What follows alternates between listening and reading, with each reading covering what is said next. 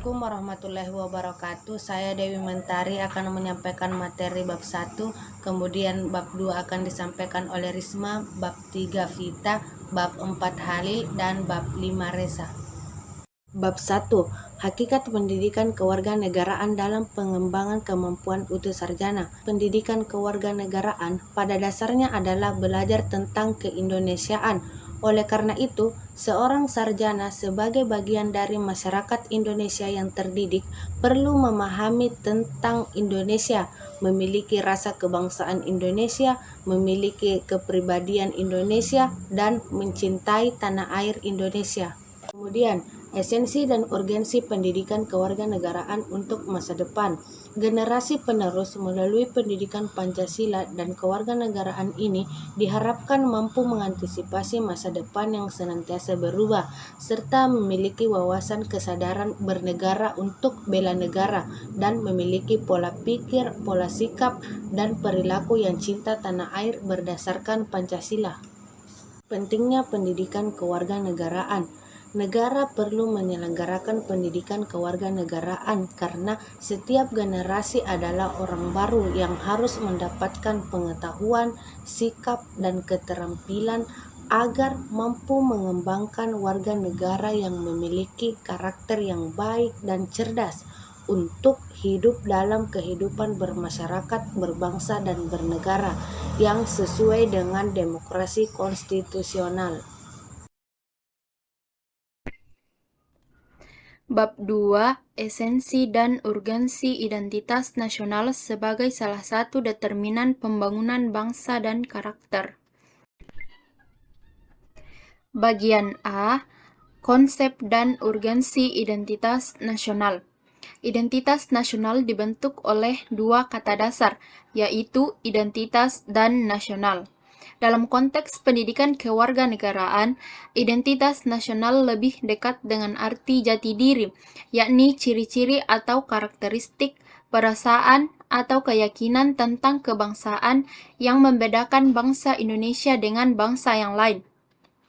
Pancasila sebagai jati diri bangsa akan menunjukkan identitas kita selaku bangsa Indonesia, yakni ada unsur kesamaan yang memberikan ciri khas kepada masyarakat Indonesia dalam perkembangannya dari waktu ke waktu. Bagian B. Dinamika dan tantangan identitas nasional Indonesia. Yang pertama, lunturnya nilai-nilai luhur dalam praktik kehidupan berbangsa dan bernegara. Yang kedua, nilai-nilai Pancasila belum menjadi acuan, sikap dan perilaku sehari-hari. Yang ketiga, rasa nasionalisme dan patriotisme yang luntur dan memudar. Yang keempat, lebih bangga menggunakan bahasa asing daripada menggunakan bahasa Indonesia. Yang kelima, lebih menyukai simbol-simbol asing daripada simbol bangsa sendiri, dan lebih mengapresiasi dan senang menyanyikan lagu-lagu asing daripada mengapresiasi lagu nasional dan lagu daerah sendiri. Bagian C. Esensi dan urgensi identitas nasional Indonesia. Identitas nasional itu sangat penting bagi sebuah negara, karena yang pertama, agar bangsa kita dikenal oleh bangsa lain. Yang kedua, identitas nasional penting bagi kewibawaan negara dan bangsa Indonesia. Dengan adanya identitas, maka akan tumbuh rasa hormat dan saling menghargai antar bangsa dan negara. Yang ketiga, identitas nasional bagi sebuah bangsa dan negara sangat penting bagi kelangsungan hidup negara dan bangsa tersebut. Baik, saya akan membacakan materi bab 3 mengenai urgensi integrasi nasional sebagai salah satu parameter persatuan dan kesatuan bangsa. A. Menelusuri konsep dan urgensi integrasi nasional. 1. Makna integrasi nasional. Integrasi nasional merupakan proses mempersatukan bagian-bagian atau unsur elemen yang terpisah dari masyarakat menjadi kesatuan yang lebih bulat, sehingga menjadi satu nation atau bangsa. 2. Jenis-jenis integrasi. 1. Integrasi bangsa. 2. Integrasi wilayah. 3. Integrasi nilai. 4. Integrasi elit massa. Dan yang terakhir yaitu integrasi tingkah laku. 3. Pentingnya integrasi nasional. Menurut Miron Weiner dalam Surbakti 2010, dalam negara merdeka faktor pemerintahan yang berkeabsahan merupakan hal penting bagi membentuk negara. Hal ini dikarenakan tujuan negara hanya akan tercapai apabila terdapat suatu pemerintahan yang mampu menggerakkan dan mengarahkan seluruh potensi masyarakat agar mau bersatu dan bekerja sama. B. Sumber histori, sosiologis, dan politik tentang integrasi nasional. 1. Perkembangan sejarah integrasi di Indonesia. Menurut Suroyo 2002, ternyata sejarah menjelaskan bangsa kita sudah mengalami pembangunan integrasi sebelum berbangsa Indonesia yang merdeka. Ada 3 model integrasi dalam sejarah perkembangan integrasi di Indonesia, yakni 1. Model integrasi Imperium Majapahit, 2. Model integrasi kolonial, yang ketiga 2. Perkembangan integrasi di Indonesia.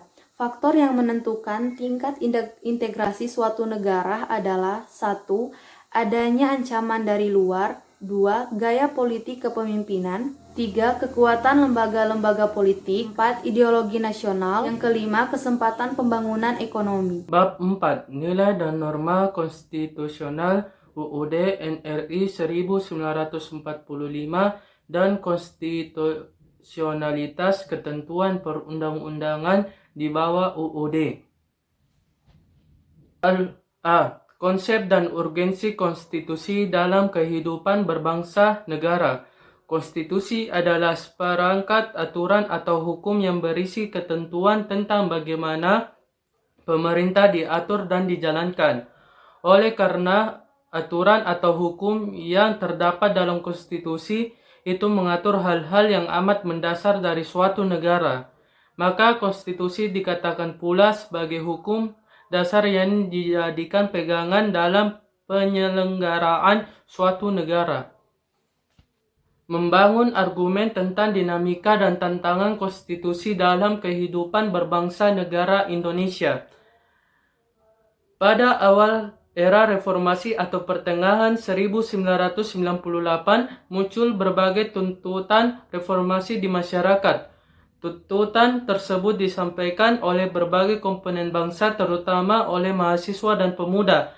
Beberapa tuntutan tersebut reformasi itu adalah: yang pertama, mengamandemen UUD NRI 1945, yang kedua, menghapuskan doktrin dui fungsi ABRI, yang ketiga, menegakkan supremasi hukum, penghormatan hak asasi manusia atau HAM, serta KKN. Yang keempat, melakukan desentralisasi dan hubungan yang adil antara pusat dan daerah. Yang kelima, mewujudkan kebebasan pers. Yang keenam, mewujudkan kehidupan demokrasi. Esensi dan urgensi konstitusi dalam kehidupan berbangsa dan negara. UUD NRI 1945 sebagai konstitusi negara Indonesia memiliki kedudukan sebagai hukum tertinggi dan hukum dasar negara. Sebagai hukum tertinggi negara, UUD NRI 1945 menduduki posisi paling tinggi dalam jenjang norma hukum di Indonesia.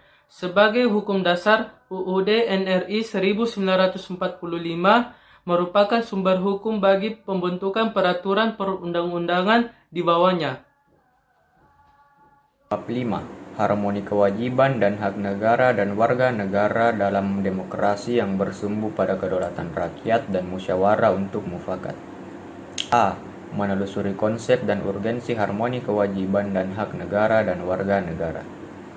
Hak adalah kuasa untuk menerima atau melakukan sesuatu yang semestinya diterima atau dilakukan oleh pihak tertentu, dan tidak dapat oleh pihak lain manapun juga yang pada prinsipnya dapat dituntut secara paksa olehnya. Wajib adalah beban untuk memberikan sesuatu yang semestinya dibiarkan atau diberikan oleh pihak tertentu, tidak dapat oleh pihak lain manapun yang pada prinsipnya dapat dituntut secara paksa oleh yang berkepentingan. Kewajiban dengan demikian merupakan sesuatu yang harus dilakukan. B. Alasan mengapa diperlukan harmoni kewajiban dan hak negara dan warga negara Indonesia. Diperlukannya harmoni kewajiban hak negara dan warga negara agar terciptanya kehidupan bernegara yang harmonis dan berkesinambungan antara kepentingan rakyat dalam pemenuhan hak dan kewajibannya oleh negara. Untuk mengantisipasi adanya rakyat yang tertindas akhirnya memberontak menuntut hak-hak mereka. C. Membangun argumen tentang dinamika dan tantangan harmoni kewajiban dan hak negara dan warga negara. Aturan dasar ihwal kewajiban dan hak negara dan warga negara setelah perubahan UUD NRI 1945 mengalami dinamika yang luar biasa. Bentuk-bentuk perubahan aturan dasar dalam UUD NRI 1945 sebelum dan sesudah amandemen tersebut. 1. Aturan dasar ihwal pendidikan dan kebudayaan serta ilmu pengetahuan dan teknologi. 2. Aturan dasar ihwal perekonomian nasional dan kesejahteraan sosial. 3. Aturan dasar ihwal usaha pertahanan dan keamanan negara. 4. Aturan dasar ihwal hak dan kewajiban asasi manusia. Demikianlah presentasi dari kelompok 4, kurang dan lebihnya mohon dimaafkan. Wassalamualaikum warahmatullahi wabarakatuh.